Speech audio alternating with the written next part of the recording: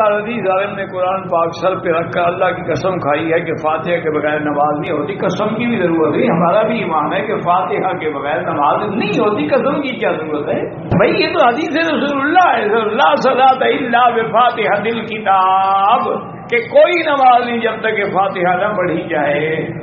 آپ مجھے یہ کریں کہ کوئی نماز دکھائیں جس میں فاتحہ نہ ہو. مثلا میں نے نہ پڑھی لیکن امام نے تو پڑھی نا. فاتحہ تو آ گئی نا نماز میں.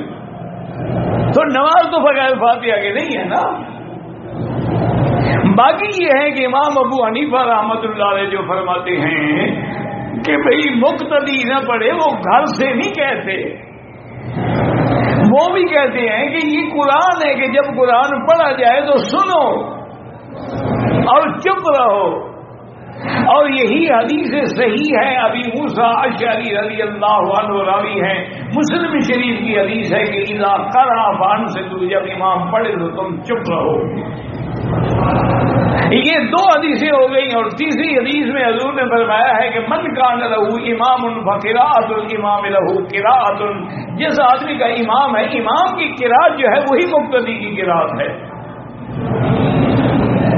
اور اسی طرح صحیح حدیث میں حضور نے سکھلایا ہے نمازیوں کو اور مقتدیوں کو وظیفہ بتلایا ہے کہ اذا کبر وکبروا، اذا رکع فرکعوا، اذا سجد فسجدوا، اور آخر میں اذا قال الامام غیر المغضوب علیہم ولا الضالین فقولوا آمین. تو غیر المغضوب علیہم ولا الضالین امام کا وظیفہ ہے، مقتدی کا نہیں ہے.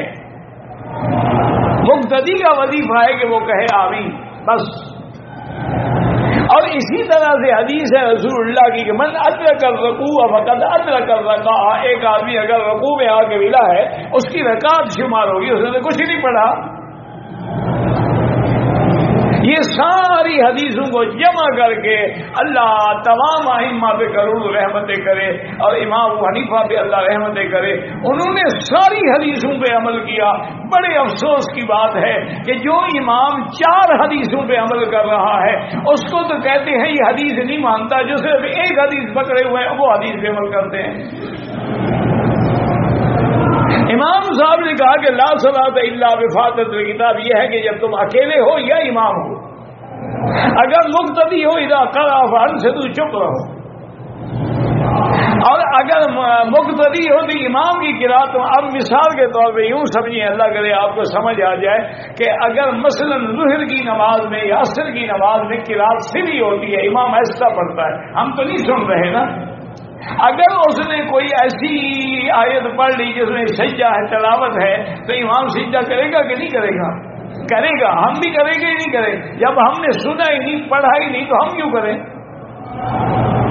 من یہ ہے کہ اس کا پڑھنا ہمارا پڑھنا ہے. اچھا اگر امام سے غلطی ہو جائے تو سجدہ صاف کرے گا کہ نہیں کرے گا؟ تو اگر امام سجدہ صاف کرے ہم بھی کریں گے یا نہیں کریں گے؟ تو ہم نے تو غلطی نہیں کی، ہم کیوں کریں؟ معلوم ہوا کہ اس کی غلطی بھی ہماری غلطی ہے. تو اس لیے بلا وجہ کسی پر نہ قرآن کی قسمیں کھایا کریں.